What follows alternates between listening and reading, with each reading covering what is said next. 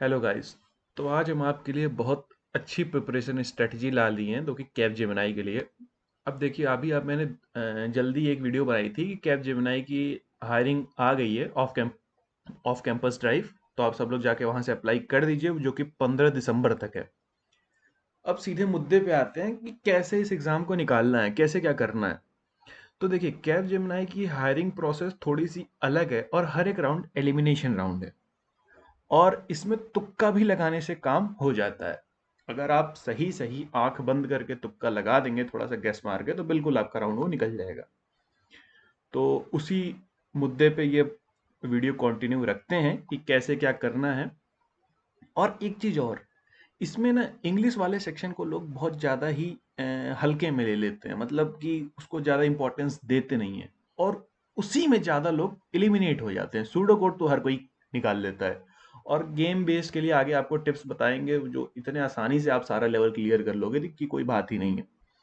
तो सीधे आपको चलते हैं और बताते हैं। इसमें तो खैर नेगेटिव मार्किंग भी नहीं है, तुक्का लगाना है, कैसे लगाना है, क्या करना है आपको बताते हैं। अगर आप सही से हर एक राउंड में नहीं परफॉर्म करेंगे तो आप ये समझ लीजिए आप एलिमिनेट हो जाएंगे, बिल्कुल उसी राउंड में एलिमिनेट हो जाएंगे। तो सीधे आपको लेके चलते हैं इसके पेपर स्ट्रेटजी पे, कैसे पेपर आता है। तो आते हैं, ये है इसका पेपर पैटर्न कैप जेमिनाई का। राउंड वन जो होता है ना वो होता है सूडो कोड राउंड, जिसको बोलते हैं टेक्निकल असेसमेंट सूडो कोड, जो कि 30 मिनट का होगा और 30 क्वेश्चन आपकी स्क्रीन के सामने आएंगे। तो आप एक काम करना, जैसे 30 क्वेश्चन है तो जहां तक मेरे को याद आ रहा है, हाँ, पर पेज पे आपके 15 क्वेश्चन लगभग होंगे अप्रोक्स में। 15-10 क्वेश्चन होंगे। आप स्क्रॉल डाउन करना और पहले इजी वन को टैकल करना। जो आपको इजी लगे ना, जो क्वेश्चन आपको बिल्कुल आसान लगे, इजी लगे, उसको पहले अटेम्प्ट करना। और कठिन वाले को छोड़ते जाना। कई कई क्वेश्चन में तो आप मेरी बात मानो, आपको ऐसा होगा ना कि लास्ट में आ जाएगा A+B+C, और उसमें कहीं पे ऑपरेशन परफॉर्म किया होगा बी पे या सी पे, बट फाइनली उसकी वैल्यू चेंज ही नहीं होगी, डायरेक्टली वो ऐड होकर जीरो जीरो या वन में कुछ ना कुछ आपका चेंज हो जाएगा, डायरेक्टली ऐड होगा। ऐसे ऐसे भी सूडो कोड होंगे, आपको प्रैक्टिस भी कराएंगे आगे चल के। तो आपको बता दे रहे हैं pseudo code round round one होगा, ये भी एलिमिनेशन राउंड होगा। अगर आप इनकी मिनिमम क्राइटेरिया नहीं फॉलो करते हो तो आप वहां पे एलिमिनेट हो जाओगे, फिर आप राउंड 2 दे ही नहीं सकते।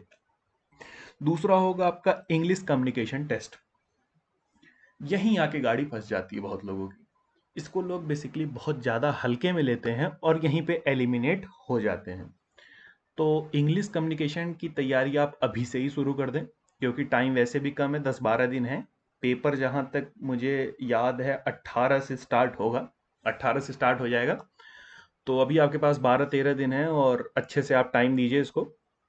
ये इंग्लिश कम्युनिकेशन टेस्ट निकालना बहुत जरूरी है। उसके बाद आता है गेम बेस्ड एप्टीट्यूड टेस्ट। तो इसमें आप जितने ज़्यादा राउंड निकालेंगे उतनी अच्छी बात है। और एट दी फोर्थ स्टेप आता है बिहेवियर कॉम्पिटेंसी प्रोफाइलिंग। तो इसमें कुछ नहीं है, कुछ ऐसे ही खास सिंपल से क्वेश्चन पूछे जाते हैं, कोई टाइम लिमिट नहीं होता है। और ये नॉन एलिमिनेशन राउंड है, स्टेप 4 नॉन एलिमिनेशन राउंड है। गेम बेस में भी जल्दी कोई खास एलिमिनेट नहीं होता है। और फाइनली आपकी इंटरव्यू कॉल आ जाती है। तो पहला पड़ाव आपको बताते हैं कैसे डाकना है, that is pseudo code round. तो पहले पड़ाव को डाकने के लिए आपको बता दें कि 30 क्वेश्चन रहेंगे और 30 मिनट आपको मिलेंगे। तो क्वेश्चन भी किस टाइप के रहेंगे ये भी आपको बता दें। और कुछ में आप क्या करना ना, नेगेटिव मार्किंग बिल्कुल नहीं रहेगी, तो तुक्का जरूर मारना। मतलब टाइमर चलता रहेगा कहीं ना कहीं स्क्रीन के लेफ्ट या राइट कॉर्नर पे, आप देखोगे टाइमर चल रहा है। जब लास्ट के 1-1.5 मिनट लग जाए ना तो तुक्का मार देना, क्योंकि नेगेटिव मार्किंग है नहीं और तुक्के से ही बहुत लोग की गाड़ी पार हो जाती है। इवन मुझे याद है मेरे बहुत से दोस्त थे जो कि तुक्का मार के ही निकल गए, उनको सूडो कोड का पी भी नहीं आ रहा था, बट तुक्का मार के वो आगे निकल गए गेस करके। तो एक अच्छा गेस मारना। अब जैसे इस टाइप के क्वेश्चन आ गए और आपको सपोज करो 1 मिनट मिलता है। तो पहले ये वन क्वेश्चन देखते हैं, क्वेश्चन नंबर 1। इसमें क्या कर रखा है, integer A and string str1, ठीक है। हाँ, यहाँ पे दो वेरिएबल हैं। एक वेरिएबल ए नाम का है जो कि इंटीजर टाइप का है, और दूसरा वेरिएबल str1 टाइप का है जो कि स्ट्रिंग टाइप का है। और ये कहना क्या चाह रहा है, लाइन नंबर 3 में ये कह रहा है कि str1 में आप सेट करो गूज को, ओके। और ए में ये कहता है कि आप डाल दो स्ट्रिंग लेंथ str1 की, ठीक है। तो ये स्ट्रिंग str1 में गूज डालता है और ए में लेंथ डाल देता है str1 की। तो लेंथ क्या होगी str1 की 1 2 3 4 एंड 5। ओके, तो ए में 5 आ गया, ए में 5 आ गया। ये लास्ट में करना क्या चाह रहा है, अब आपके str1 का मतलब खत्म। देखो, तो आपको घूस को लेके परेशान होना ही नहीं है। प्रिंट आपको क्या करना है, ए में क्या आ गई 5 आ गई, क्योंकि ये लेंथ निकाला है str1 की, और str1 की लेंथ कितनी है 1 2 3 4 5। ठीक है, तो 5, कुछ लोग को ये थोड़ा सा चकमा देगा कि ये है क्या भाई, है व्हाट इज दिस। ये एक्सऑर है, एक्सक्लूसिव और है। तो बहुत लोग ये ऑपरेटर में थोड़ी सी गलती करते हैं, एंड और नॉट, वो थोड़ा समझने में दिक्कत होती है। तो ये जरूर ध्यान देना, ये कैप जेमिनाई का बड़ा फेवरेट ऑपरेटर है। तो ये ऑपरेटर हमेशा कैप जेमिनाई बार बार पूछता है, और लगभग आप समझ लो कि 30 में से 7 8 क्वेश्चन में तो आपको मिलेगा ही मिलेगा, बिल्कुल फिक्स सी बात है। तो 5 एक्सॉर 1, एक्सॉर का मतलब क्या है, तो देखो, एक सीधी सादी बात समझ लो कि अगर एक्सऑर दिया है तो सेम बिट पे तो 0 होगा, बट डिफरेंट बिट पे 1 होगा। नहीं चमका, बात क्लियर नहीं हुई? ठीक है, उसको फिर से आपको थोड़ा सा डिटेलिंग में समझाते हैं। तो देखिए भाई, माउस से लिख रहे हैं तो थोड़ी बहुत गलती होगी, तो उसको टॉलरेट करिएगा। अब देखिए, पहले तो एक्सऑर की फंक्शनिंग को हम लोग समझ लेते हैं। कुछ ऐसा सा ये दिया हुआ है सीन, और यहाँ पे आप सारे 0 ही रख लो। तो अब अगर आप इस पे एक्सऑर लगाओगे ना, अगर इस पे आप एक्सऑर लगाओगे तो देखो 0 0 दोनों सेम बिट है, तो 0 आएगा। 1 0 डिफरेंट बिट है ना, क्योंकि एक 0 एक 1 है, तो यहाँ पे 1 आएगा। एक्सऑर कहता क्या है, एक्सऑर ये कहता है कि सेम पे 0 दे दो, सेम पे आउटपुट 0 दे दो।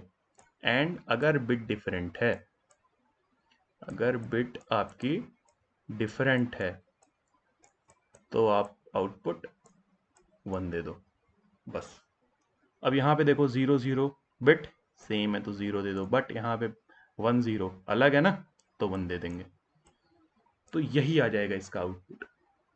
अगर सपोज करो कि अब क्वेश्चन को ही लेके चलते हैं, कि हम लोग क्वेश्चन में थे, और क्वेश्चन में क्या कह रहा है कि प्रिंट ए एक्सऑर 1। ये साइन एक्सऑर की है। ए में क्या है, अभी ए में लेंथ है गूस की, गूस की लेंथ कितनी 1 2 3 4 5, तो 5 एक्सऑर 1। तो यहाँ पे आओ, और हमें क्या करना है 5 एक्सऑर 1, ये करना है हमें।